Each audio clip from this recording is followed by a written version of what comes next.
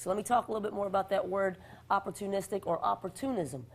I said that being opportunistic means recognizing situations of possible benefit and then also being able to take advantage of those situations of possible benefit. And in our case, as we're talking about fast breaks, the possible benefit is an easy basket on the other end. And when I say that good point guards are very opportunistic, you might think, well, of course. I mean, isn't everybody opportunistic? Aren't all point guards opportunistic? Well, you would think they would be, but I would argue that most of them aren't.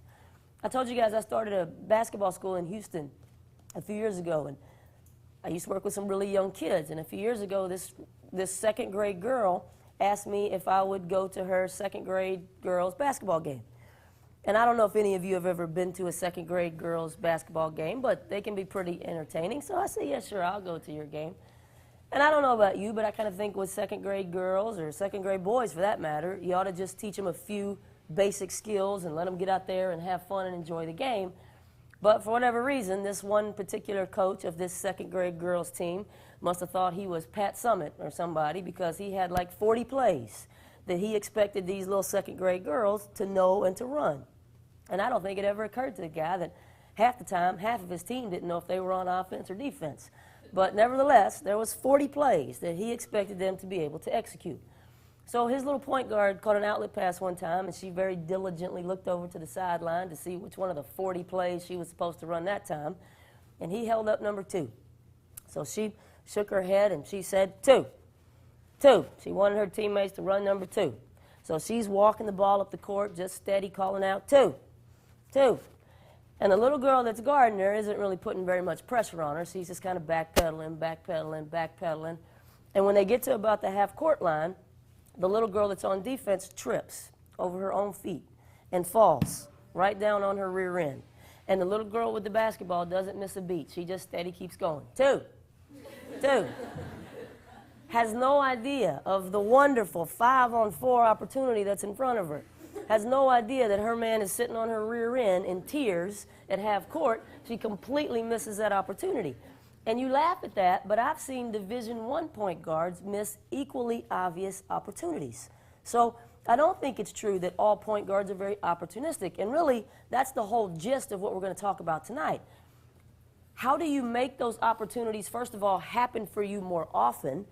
Secondly, how do you recognize those opportunities when they're there? And then finally, how do you take advantage of those opportunities once you recognize them? So that's kind of what we're getting at tonight. So going back to this point guard, he's caught that outlet pass, he's peeked at his rim, he doesn't have anybody to race it up ahead to. So what's he thinking now?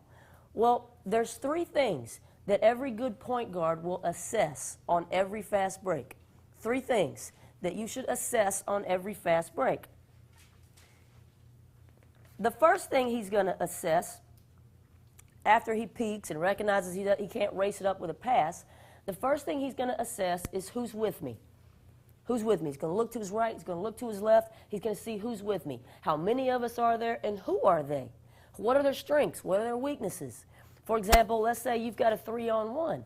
Well, it would be important to know if, say, the guy on your left is maybe your awkward post player that doesn't have very good hands and he's not very good at catching on the run and finishing around the basket, but maybe the guy on your right is your best athlete that can catch and finish around the rim. It would be important to know that, because you would want to put it in the guy's hands who's got the best chance of being successful. So the first thing he's going to assess is who's with me. The second thing he's going to immediately assess is who's against me. Who's against me? Once again, how many of them are there? And once again, who are they? What are their characteristics? What are their strengths? Because again, let's say you had a 2-on-1. And let's say it's you, and let's say you're one of the smallest players on your team, and let's say it's your little 2 guard who's not much bigger than you are. So here comes the 2 littlest guys on the floor, and let's say you look up and the one guy back on the 2-on-1 is Ben Wallace or Emeka Okafor or some big shot blocker. Well, maybe in a situation like that, you might think about, well, we should probably settle for a short jumper. Maybe we should try to get a short jumper at the elbow instead of trying to take it all the way to the rim and challenge that good shot blocker. Or on the other hand, maybe you've got a 2-on-1, and let's say it's you, and maybe it's your biggest, best athlete. Guy that's really big, he can really catch, he can really finish, and you're racing it down in the 2-on-1, and you look up, and the one guy back is the other team's point guard, another little guy. Well, in that situation, you better be thinking, let's get a layup. Let's get a 9 this time. Let's get something easy. So you always want to know who's against you. And then the third thing that a special point guard will assess on every fast break is who's coming next. Who's coming next? That way you know what the situation is likely to become. Because it would make a big difference if, let's say you had a 3-on-2, and the next man coming was a hustling defender that's about to turn it into a 3-on-3. It would be a lot different if, say, the next man coming on a 3-on-2 was your team's best shooter. So now it's about to become a 4-on-2, your best shooter's about to flow into the play. You'd probably make a different decision if you had that information, if you knew that. So you want to make sure you have that information.